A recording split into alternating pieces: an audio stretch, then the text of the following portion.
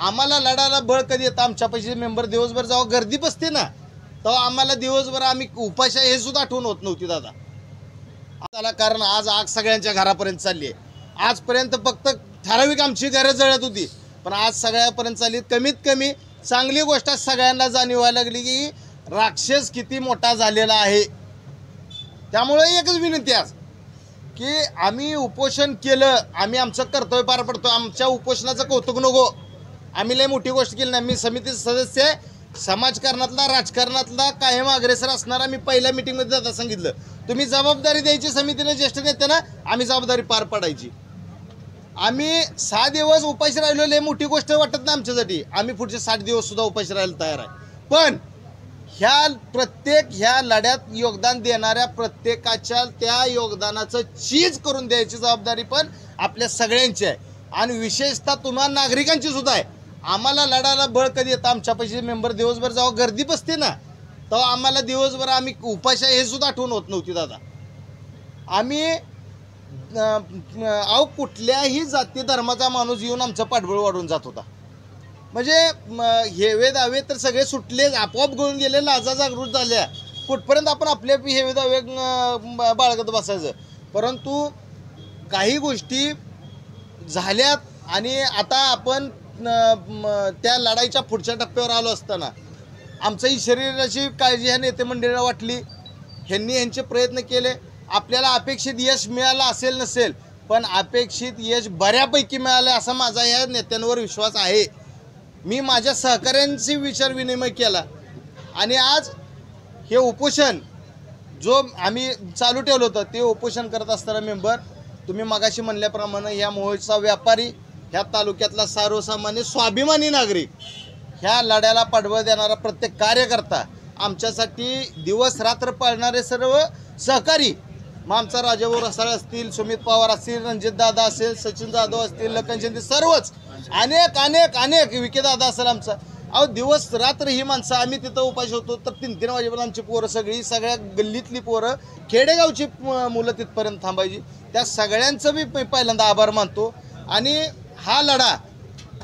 इथं थांबवायच्या अगोदर मी नेते मंडळीला एक विनंती करतो मी तुमच्या शब्दाचा अनादर आमच्या चौघांच्या वतीनं होऊ देणार नाही कारण तुमच्यावर विश्वास ठेवून ह्या लढ्यात आम्ही उतरलेलो आहे नागरिकांच्या पाठिंब्याच्या विश्वासावर आम्ही उतरलेलो आहे नागरिकांचा पाठिंबा आपल्या मागं हाय राहील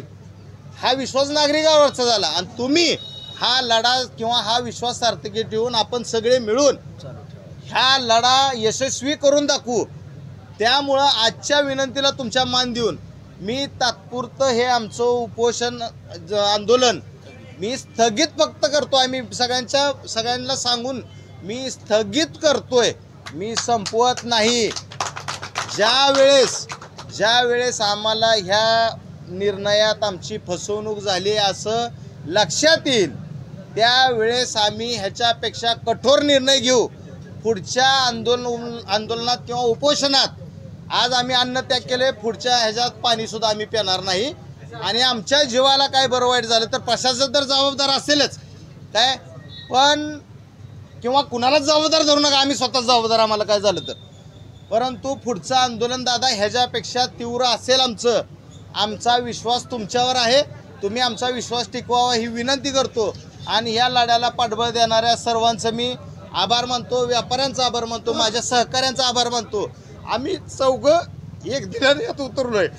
तर ही लढा कायम ठेवा आमच्या डोळ्यातलं पाणी साधन आहे आणि राहिली गोष्ट लढायला आम्ही पुढं कोणी आम्हाला करतंय बिरतंय असली भानगड नाही आम्ही पण रक्तातनं एका चांगल्या योद्ध्याच्या पोटी जन्मलेला आमच्या बापानं लय मोठे मोठे लढे केलेले आहेत मेंबर सहकारी आहेत ज्या वेळेस लढायची वेळ ती आम्ही कायम पुढं आहे आज डोळ्यातलं पाणी ही माणुसकीच आहे काय माणुसकी आमच्या अजून जिवंत आहे पण ज्यावेळेस आमच्या डोळ्यातलं पाणी आटेल त्यावेळेस आमच्या डोक्यात सगळ्यात आक्रमक विचार येतात हे तालुक्यानं बघितलेलं आहे आक्रमकतेनं लढणारी माणसं आम्ही कशी आहे ही तालुक्यालाही माहिती आहे ज्यावेळेस आम्ही आक्रमकतेनं एखाद्या मागं लागतो त्यावेळेस आम्ही पुढं कोण आहे ती बघत नाही आजच्या आंदोलनाची उपोषणाची मी माझ्या सहकार्याच्या वतीनं तात्पुरती स्थगिती म्हणून घोषित करतो आणि माझ्या सहकाऱ्यांना नेत्यांच्या हातून ज्यूस प्राशन करून आजचं हे आंदोलन स्थगित करतो आणि सगळ्या मीडिया कर्मचाऱ्यांचं आणि विशेषतः पोलीस अधिकाऱ्यांचं, पोलीस कर्मचाऱ्यांचं सुद्धा दादा मेंबर, पोलीस कर्मचाऱ्यांचा, अधिकाऱ्यांचं सुद्धा आम्ही सर्वजण मिळून आभार मानतो. ह्या इथं आलेल्या सर्व उपस्थितांचा मी आभार मानतो. इथून पुढच्या लढ्यात सुद्धा तुमची ताकद आम्हाला गरजेची आहे. आज ही ताकद, एनर्जी एक कुठून शेवटचं बोलतो, इथून जाऊन आम्हाला दवाखान्यात ॲडमिट व्हायचं आहे. पुढचे 2-3 दिवस आम्ही तुमच्या भेटीला तुमच्या समोर सुद्धा दिसणार नाही, परंतु पुढच्या लढ्याला सुद्धा तुमचा आशीर्वाद असाच राहावा ही विनंती करतो आणि आपली रजा घेतो. जय हिंद, जय महाराष्ट्र. गेल्या 21 जुलै रोजीपासून जेव्हा आपल्याला कळलं की या मोहोळ तालुक्याचे 2 तुकडे करून अनगर अप्पर तहसील कार्यालयाचा निर्णय घेतला गेलेला आहे, त्याच्या दुसऱ्याच दिवशी उमेशदादा बोलल्याप्रमाणे, आदरणीय मेंबरनी भूमिका घेतल्याप्रमाणे या तहसीलदारांना पहिलं निवेदन आमच्या शिवसेनेतर्फे दिलं आणि या लढ्याची सुरुवात वात आम्ही लावली आणि ह्या लढ्याची एक फटाकडी उडायला चालू झाली. जशी जशी त्या माळीच्या फटाकड्या उडायला लागल्या, त्याचा आवाज, त्याची तीव्रता वाढत चालली. तालुक्याच्या सर्व स्वाभिमानी जनतेच्या रेट्यामुळं आणि मेंबर असतील, मनोहरभाऊ असतील, उमेशदादा असतील किंवा सर्वपक्षीय नेते, तालुक्यातील, शहरातील सगळ्या वैचारिक आणि दूरदृष्टीच्या नेत्यांनी सुद्धा लगेच ॲक्शन मोडवर येत एक बैठक आयोजित केली. त्या बैठकीला तालुक्यातील प्रत्येक गावचे नागरिक, त्या अप्पर तहसीलला जोडलेल्या गावाचे काही सरपंच, काही माजी सरपंच, प्रत्येक पक्षाचे सदस्य, पदाधिकारी सगळे आले आणि तिथून सर्वानुमते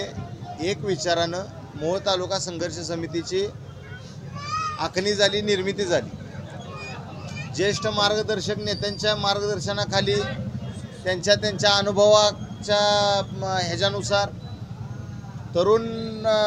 सहकाऱ्यांच्या विचारानं आणि एक दिलानं ही आंदोलनाची रणनीती आखत गेली.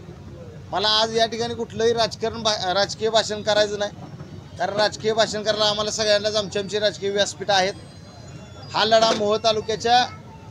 स्वाभिमानाचा आहे. हा लढा आमच्या कुठे स्वार्थाचा नाही. काल तुम्ही बघितलं असेल, त्या शिवरत्नची एवढुनी मुलगी, ह्या संतोषची एवढुनी मुलगी, आमच्या आया, आमच्या आज्या आणि उमेशदादा, आमचं कुटुंब सोडा,